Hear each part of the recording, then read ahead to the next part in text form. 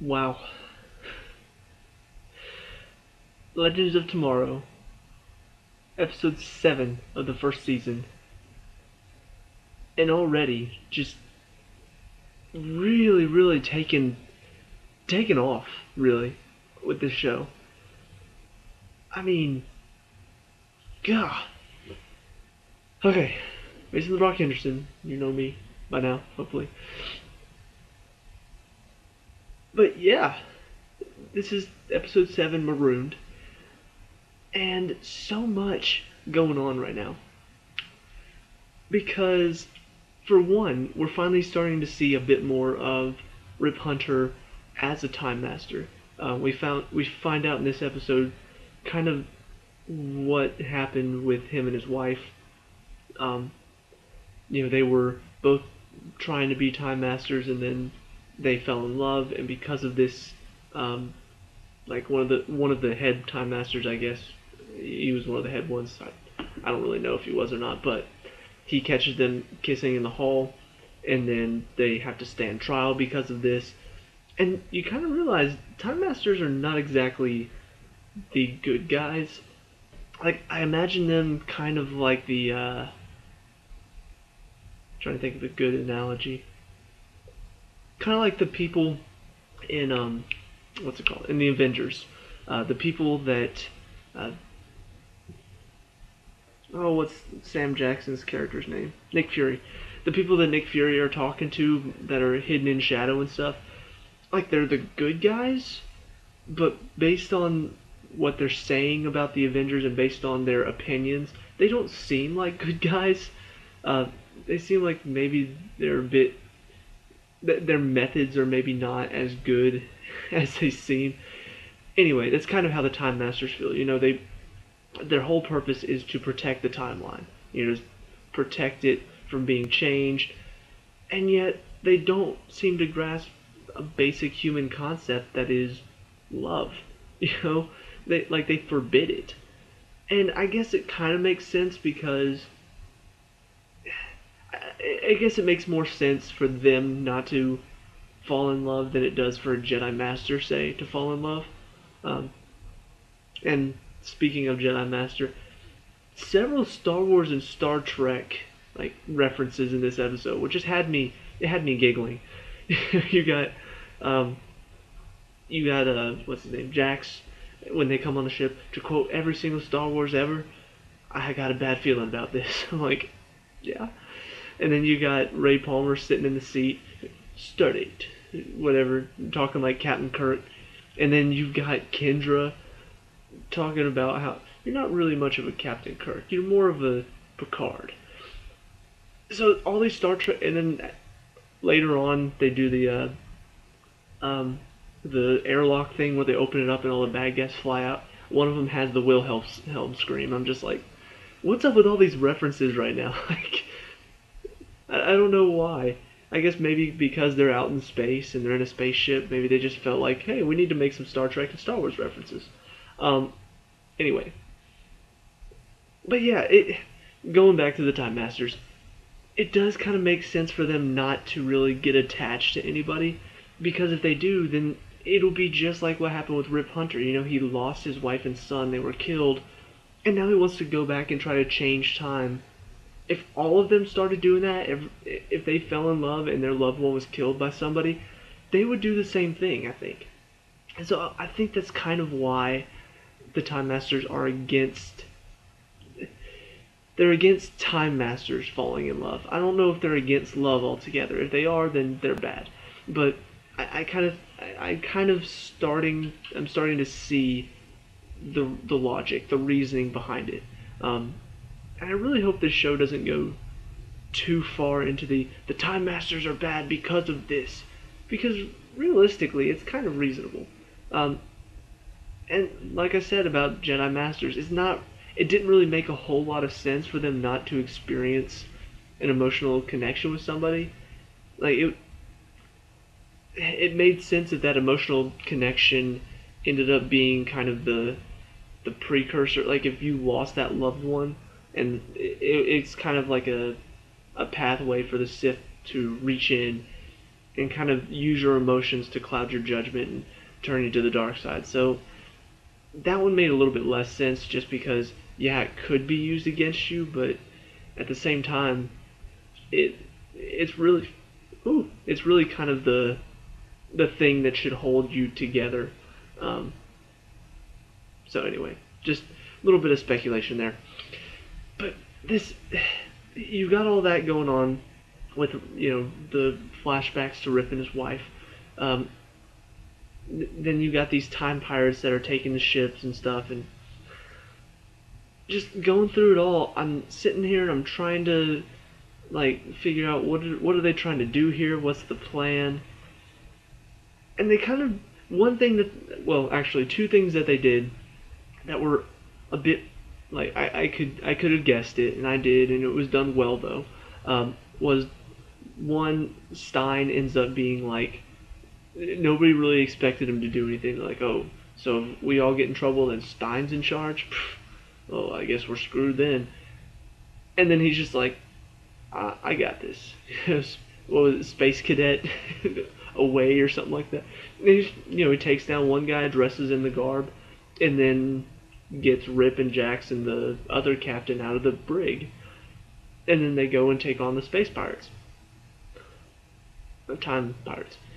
Meanwhile, Mick Rory has cut a deal with the pirates. And I gotta be honest, I thought it was part of a plan. Like, because I've seen this before where a character that you think is gonna turn against the good guys, he's also like two cliches in once if they had done it like this. One, he's the guy that you would expect to betray them at a moment's notice, but then he does it. Two, he's the guy that everybody doesn't think is that smart, and then he comes up with a plan and turns it around when nobody else could come up with a plan. So if they had done it like that, I would have been like, that was a pretty cliche. But no, they actually have it where he does betray them. He betrays them, he turns over the Wave Rider to the pirates so he can go back home and not ever go on this mission. Which he didn't really think that through. Like I said, everybody thinks he's stupid. He kind of is. Like, he didn't really think it through that you can't go back in time and then stop yourself from going on the time mission or whatever. It doesn't really work like that. Create some paradoxes, and it would have been much more complicated than he was thinking it to be. But yeah, it ends in a very, very shocking way. Like, I didn't know what they were going to do with this. I'm like, okay, so what, are they going to just lock him away, or is he going to get a chance to redeem himself? Like, what is this? What are they going to do?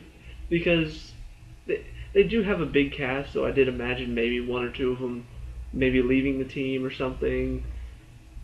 But no, Snart's just like, I'll take care of it. And then drags him out to the middle of nowhere, and TV show kills him. I say TV show kills him because, as I've learned with TV shows recently, if you don't see the body, they're not dead. Until you see the body of the person you're looking for, they aren't dead. But it does end with him like saying, "Look, this is how it has to be," and it's very emotional because you can just tell that Snart doesn't really want to do it. Like he is getting eaten up emotionally by this because for a long time it was just him and Mick, and now he has to get rid of him because he's a danger to the new team, to what Snart's trying to do now. Because they talked about a bit in the last episode how Mick's dream is to just burn everything to the ground. Well, Snart's dream is he really does want to save the world, but not for good reasons. He wants to do it because he wants to be famous. He wants to be famous. He wants all the fame and glory. He wants the money that will come with that fame and glory. So they are kind of differing on their reasons for why they're on the mission. And Mick kind of realized in this episode, this mission isn't what I want anymore. I thought it was what I wanted, but I'm not getting to do what I wanted to do, so I don't want to be on this mission anymore. And betrays them, and possibly gets killed in the process. That's not exactly what I was expecting to happen. I expected maybe one or two later in the season to maybe be killed off by Vandal Savage or something like that. But to have one team member turn against the team and to have his longtime partner in crime kill him because of that, I'm just like, wow. I never would have expected that. And it's a good twist. It's not a, there's no way I never would have guessed that. That was a stupid. This was a really good twist to have. And especially going forward, now we're a man down. And on top of that, he didn't always seem like the best person to have on the team, but he did have his moments. He was a good fighter. There was that one moment where Raymond saved him in the prison, and so he saved Raymond in return. And it's kind of like, oh, they're developing a friendship. And then 2 episodes later, now he's off the team. It's like, wow, that. Okay, I'll take it, I guess. And that's kind of been the story of this show, is not really knowing what they're gonna do, because I've been predicting, not on my reviews, but I've been predicting from the first episode, kind of like in my head. Okay, so I think they might do this, they might do this, they might do that. I've been predicting in my head what I think they might do next. And for the most part, I've been wrong. Because, the truth is, there's no predicting this show. And that's kind of what I really like about it, is that they've got such a clever concept to go with, and they're utilizing it very well. In a sense that you can't just guess what's going to happen next. It's not like you can look at what's been happening and say, I think they'll do this next. They've been switching it up every couple episodes. First 2 episodes, stopping Vandal Savage in was it the first 2? Yes. I believe it was the first 2, stopping Vandal Savage in. Oh no, first 3, stopping Vandal Savage in 1970 something. The next 2 after that, stopping Vandal Savage in 1980 something. Next episode, you're in Star City in 2046 in the future, and now you're in deep space. Try predicting that one. It's very. At times it can kind of be like, it can kind of feel like it's just sort of jumping around with no real purpose. But I believe they do have a purpose in this. And I think we'll see the purpose as this show goes on. We'll start to see more and more that they do have a purpose for all of this. It's not, none of this is just random. It's all planned out very well. And very cleverly too. So, there's one other thing I want to talk about. Oh, the whole Raymond and Kendra thing. I really thought they weren't going to do it. I was hoping they weren't going to do it. But then when she started talking to him while he was fixing the ship, I was kind of like, okay, so they're going to do this then. And sure enough, at the end, they end up hooking up, pretty much. I'm disappointed for 2 reasons. One, I envy Raymond Palmer, because I'm watching Arrow on Netflix, and at the moment he has Felicity Smoke, who I have a major crush on at this point, and now he's got Kendra, who's like a beautiful hawk goddess. I'm very jealous of this guy. But the second reason that is not personal is that it doesn't feel needed. It doesn't feel like I need to have these characters together, because in the last episode they were talking about, Martin was talking to Jax about hooking up with Kendra, and it's like, hey, let's do. I'm like, why though? And when he's talking to Raymond about hooking up with her, and if he's interested, I like Raymond's answer. He's like, can't really be focusing on that. We got a mission. I'm like, exactly. You guys are trying to save the world, so why would you focus on trying to hook up with somebody else at this point? Like, what is the point of that? And yet, in this episode, they're just like, yeah, why not? Just go ahead and put them together. I'm like, why? Like, do we really want to have to go through the relationship bullcrap in this show? Because I don't. I already put up enough with it in some of these other shows that just don't handle relationships very well at all. And they don't really need them. And yet they keep trying to force it. Episode after episode, it's like, hey, let's put these people in relationships. Go. Relationship stuff. In your face. In your face. In your face. I'm just like, stop. I don't care. I don't want these characters in relationships. I don't care if they get in a relationship. I just want to know the main story and what you're trying to do with the plot. It's the same thing here. The plot is amazing. The concept of this is amazing. The characters are great. I don't want to see them start doing the relationship stuff where they're hooking up and now Jax is going to be jealous because he sees them together and then they're going to have arguments from time to time, and then if Carter happens to come back, then all of a sudden now they're going to clash because he's destined to be with her, and it's just going to be really dumb. I don't want to see that. So, even though I'm not like 100% frustrated with it, I don't want to see them start focusing on that and start doing all the stupid relationship tropes and cliches, because it's just going to get dumb. And the show's done so well to keep a lot of the dumb cliches out of it. They've done very well to kind of make it seem original and not, obviously you can't not have cliches because pretty much everything now has become cliche. But they're doing it in such an original and clever way that you don't really notice that it's a cliche.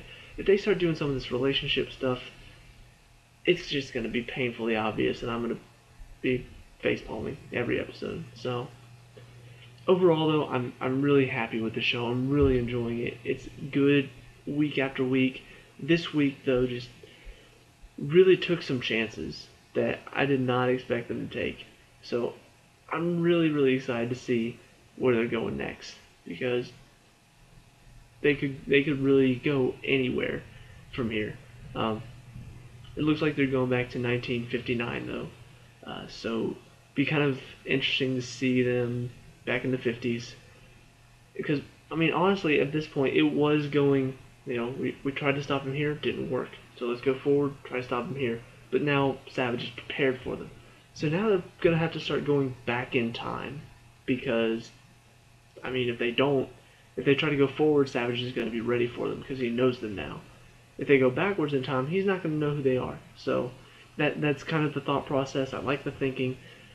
I'm curious to see what's going to happen. If they're going to be able to stop him anytime soon, or if they're just going to keep failing and having to go further back in time.